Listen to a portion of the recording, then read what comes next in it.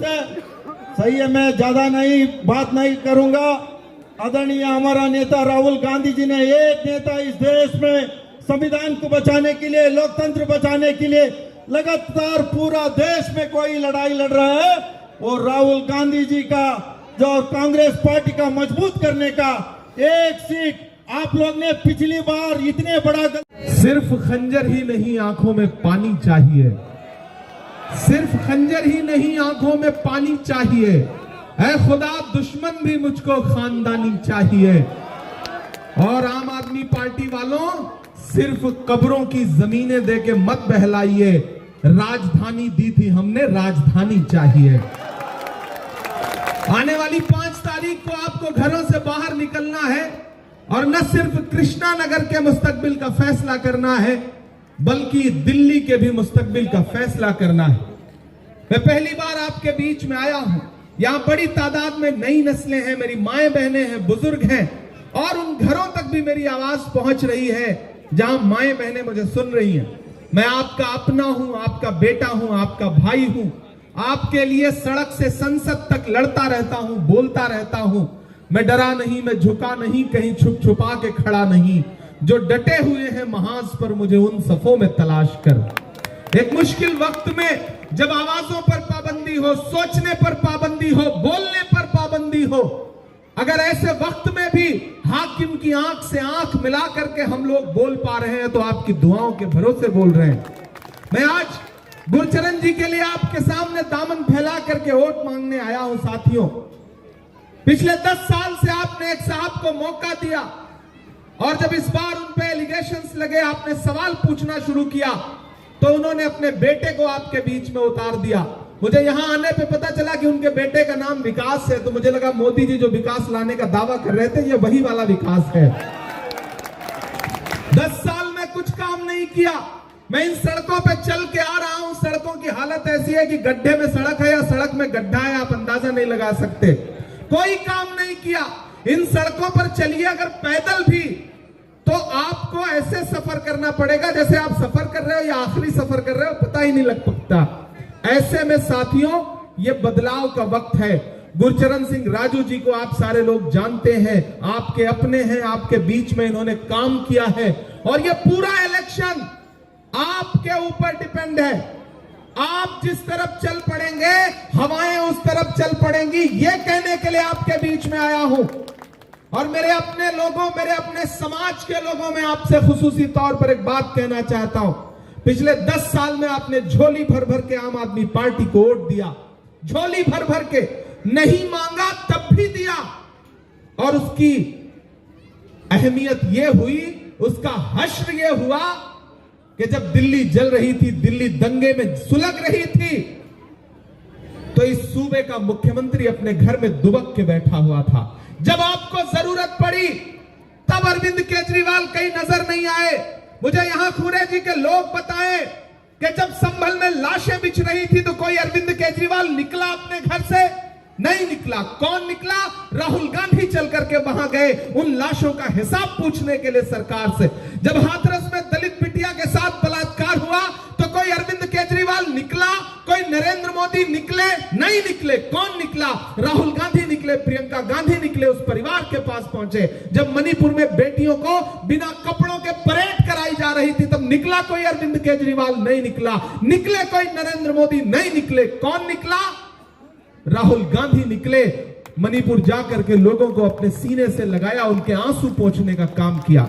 मैं आपके जमीर को झकझोरते हुए यह कहना चाहता हूं कि अगर दिल्ली में लगी हुई आग की लपटें बुझाने के लिए राहुल गांधी खड़ा है, अगर संभल में लाशों का हिसाब पूछने के लिए राहुल गांधी खड़ा है, अगर हाथरस में दलित बिटिया के लिए राहुल गांधी खड़ा है, अगर मणिपुर में बेटियों के लिए राहुल गांधी खड़ा है, अगर कन्याकुमारी से कश्मीर तक 4000 किलोमीटर पैदल चलता हुआ राहुल गांधी खड़ा है, तो फिर वोट अगर किसी बहुरूपिये को देंगे आप, तो फिर आप अपने जमीर के साथ नाइंसाफी करेंगे।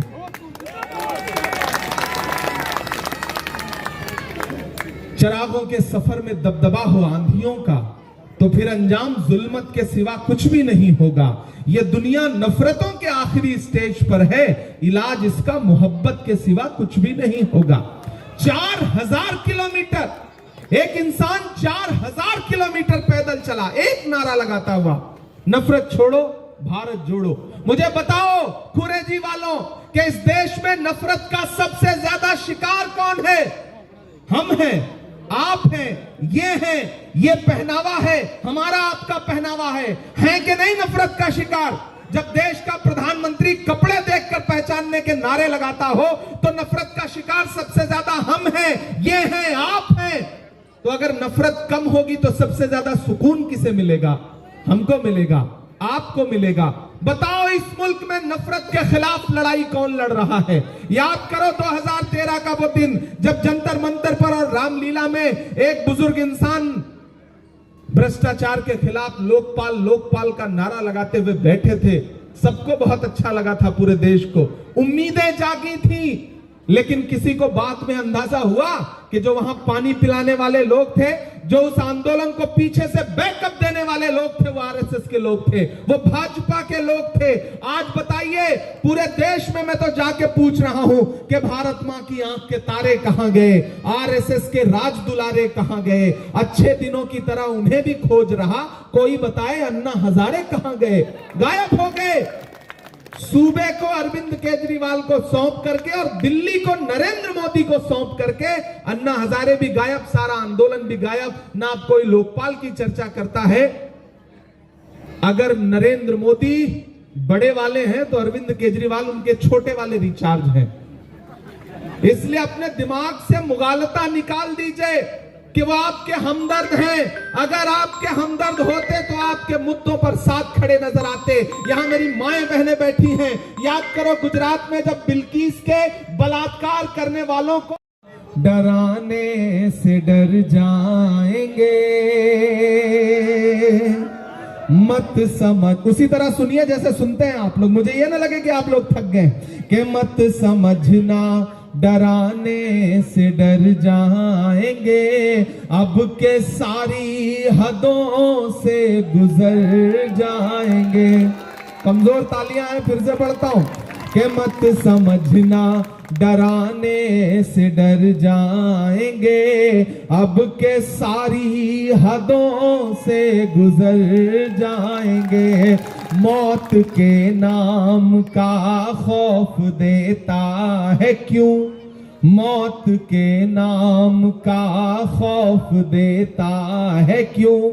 मौत जिस रोज आएगी मर जाएंगे। मत समझना कि हमने जमजम दिया, आबे गंगा दिया, तुमने भारत को दंगा ही दंगा दिया। आप खुरेजी वालों तैयार रहना। अजान शुरू हुई? नहीं, अभी नहीं शुरू हुई। कि हमने जमजम दिया, आबे गंगा दिया, तुमने भारत को दंगा ही दंगा दिया। तुमने एक रंग के ख्वाब देखे मगर हमने हिंदुस्तान को तिरंगा दिया। ये तिरंगा बदन पर लपेटे हुए एक दिन इस जमीन में उतर जाए। से आम आदमी पार्टी का विधायक है, लेकिन यहाँ विकास के नाम पे कुछ भी नहीं हुआ है और अब विकास नाम का प्रत्याशी आम आदमी पार्टी ने दिया है। तो जनता को पता है न विकास होगा न विकास जीतेगा।